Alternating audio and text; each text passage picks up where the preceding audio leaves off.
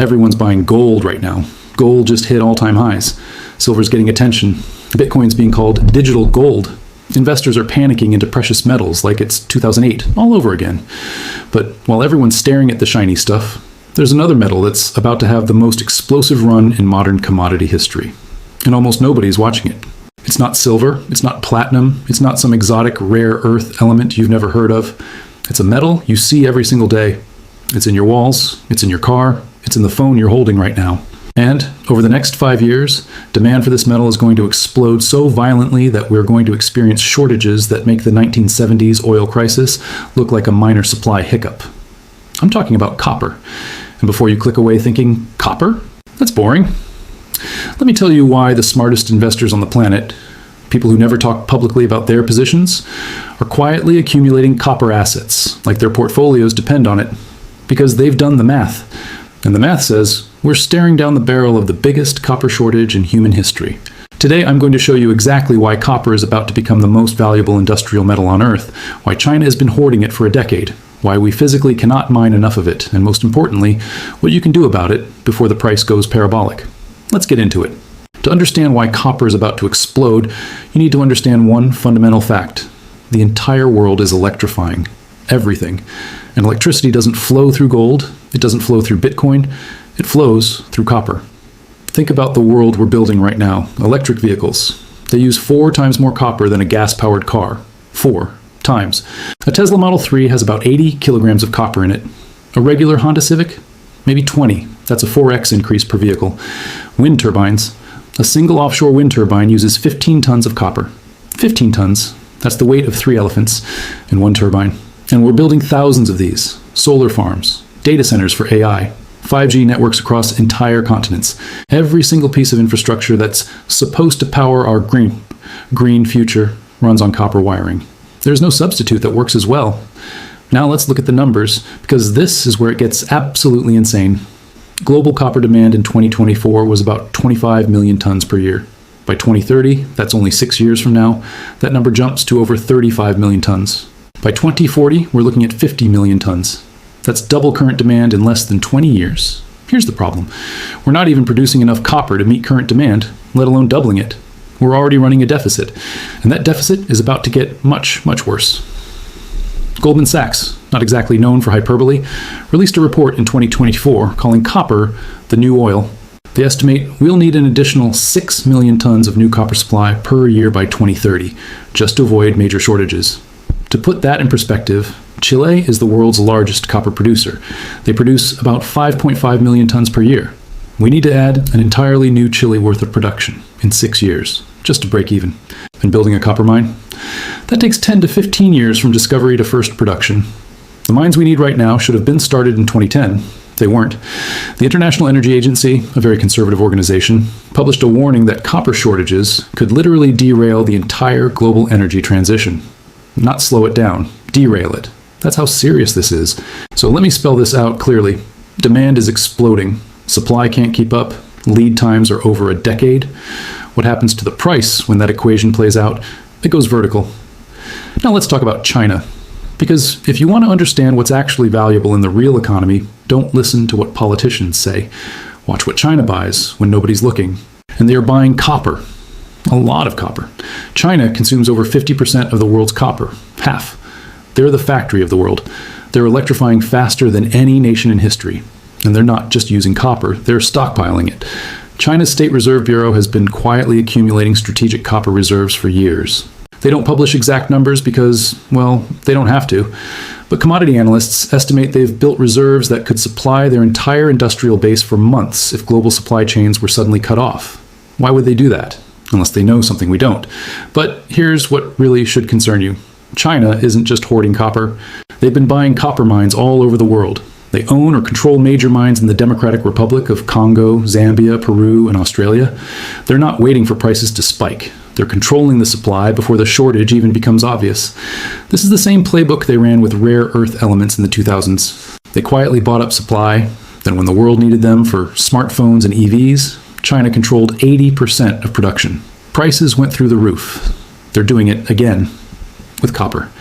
And here's the geopolitical angle that nobody's talking about. Copper is about to become a strategic asset, like oil was in the 20th century. Countries that don't have it will pay whatever it costs to secure it. Countries that control it will have leverage over the entire global economy. The West is finally waking up to this. But China's been playing this game for 15 years. They saw this coming. We didn't. Think about that. While we were arguing about ESG scores and climate policy, China was buying the mines that produce the metal you need to actually build the infrastructure. That's not luck, that's strategy. Now, you might be thinking, okay, copper sounds important, but gold has been valuable for 5,000 years. Gold is money, gold is a store of value. Why would copper ever compete with that?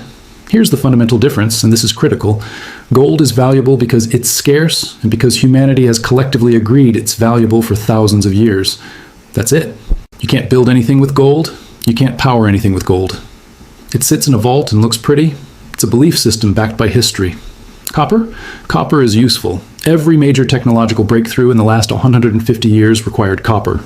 The telegraph, electrification, telephones, radio, the internet, and now artificial intelligence and electric vehicles. Gold is a hedge against uncertainty. Copper is infrastructure for the future. And here's what's wild. In the 1900s, the world used about 500,000 tons of copper per year. By 2000, we were using 15 million tons. By 2050, we'll need over 50 million tons. That's a 100x increase in 150 years. Gold demand, basically flat for the last century. So ask yourself this. Would you rather own a metal that people use as psychological comfort during a crisis? Or would you rather own the metal that every single piece of modern infrastructure depends on? That's the bet you're making. All right, let's talk about why we can't just mine more copper. Because this is where the entire thesis comes together. Copper doesn't magically appear. It has to be dug out of the ground. And mining copper is getting harder, more expensive, and in many cases, nearly impossible. First problem, ore grades are declining. 20 years ago, you could find copper deposits with ore grades of 1.5% to 2%. That means for every 100 kilograms of rock, you'd get 1.5 to 2 kilograms of copper. Today, the average ore grade in Chile, the world's biggest producer, has fallen to under 0.7%. What does that mean in practice? It means you have to move twice as much rock, use twice as much water, burn twice as much fuel, and spend twice as much money to get the same amount of copper. And as ore grades decline, that ratio gets worse every single year. Second problem, there are almost no major new discoveries. The last truly world-class copper deposit was discovered in the 1990s. We've been mining this planet for thousands of years. The easy copper is gone. Finding a major new copper deposit today is like finding a needle in a haystack the size of a continent. And even when you do find one, getting it into production is a nightmare. Permitting takes years. Environmental reviews, community opposition, political instability in mining regions. The average time from discovery to first production is now 15 years. 15 years. We don't have that kind of time if we're trying to hit 2030 or 2035 electrification targets. There's also the recycling argument. People say, just recycle copper, problem solved. And yes, copper is infinitely recyclable. About 30% of current supply comes from recycled copper. But here's the issue. Even if we doubled recycling rates, which is wildly optimistic, we still wouldn't cover the demand growth. You can't recycle copper that doesn't exist yet. The first generation of electric vehicles hasn't even reached end of life. There's nothing to recycle. We're not solving a 20 million ton deficit with recycling. Then there's substitution. We'll just use aluminum instead. And yes, aluminum can replace copper in some applications, but it's less conductive. You need more of it. It's heavier. For high-performance applications, EVs, data centers, renewable energy, copper is irreplaceable. So you've got declining ore grades, almost no new discoveries, 15-year development timelines, limited recycling, and no good substitute. That is a perfect storm for a supply crisis, and that supply crisis is already here. We just haven't felt the full force of it yet. When supply can't meet demand, there's only one variable left to adjust: price. So what happens when a critical commodity like copper goes into a structural decade-long deficit? Price doesn't go up smoothly, it spikes violently. We got a preview of this in 2021. Copper hit an all-time high of over $10,000 per ton. Why? Post-COVID recovery, supply chain chaos, and the very early signs of the electrification boom. Then it pulled back. But the fundamentals that drove it to $10,000? No, they haven't gone away. They've gotten worse.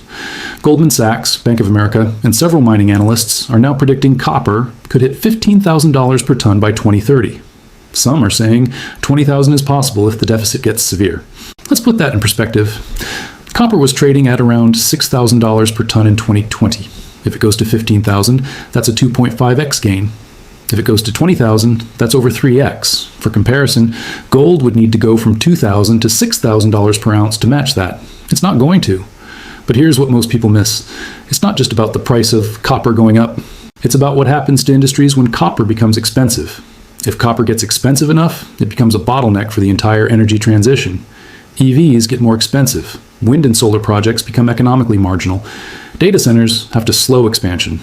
Entire governments will have to choose. Do we prioritize electrification, or do we admit we can't move as fast as we thought? And we're already seeing early signs. Some EV manufacturers have warned that raw material costs, including copper, could slow adoption. Some renewable projects have been delayed because input costs spiked. This isn't theoretical, it's happening now, and unlike oil, where high prices eventually bring on new supply that crashes the price back down, copper doesn't have that flexibility. You can't turn on a copper mine like you flip a switch. The lag time is too long. By the time new supply comes online, the deficit has gotten even bigger. This is what commodity supercycles look like, and we're at the beginning of one. All right, so if you're convinced, or even just copper curious, how do you actually make money from this? There are three main ways. Let me break them down. Option 1, the lazy way, buy a copper ETF. There are physically backed copper ETFs that track the spot price. Ticker symbols like COPA or CPER. If copper goes up, your investment goes up. Simple, no complexity. The downside, no leverage. If copper doubles, your ETF doubles. That's it. This is for people who believe the thesis but don't want to think too hard about it. Option 2, the smart money way, buy mining stocks. This is where it gets interesting. When copper prices rise, mining companies don't just benefit from higher revenue. Their profit margins explode. Here's why. A mining company's costs are relatively fixed. Let's say it costs them $5,000 per ton to mine copper. If copper is trading at $8,000, they make $3,000 profit per ton. Now let's say copper doubles to $16,000. Their costs are still around $5,000. Now they're making $11,000 profit per ton. Revenue doubled, but profit almost quadrupled. That's leverage. Some names to look at: Freeport-McMoRan, one of the largest copper producers in the world, mines in North America and South America, Southern Copper, major operations in Mexico and Peru, BHP and Rio Tinto. They're diversified miners, but they have huge copper exposure. There are also junior mining companies, smaller, riskier, but with massive upside if copper takes off.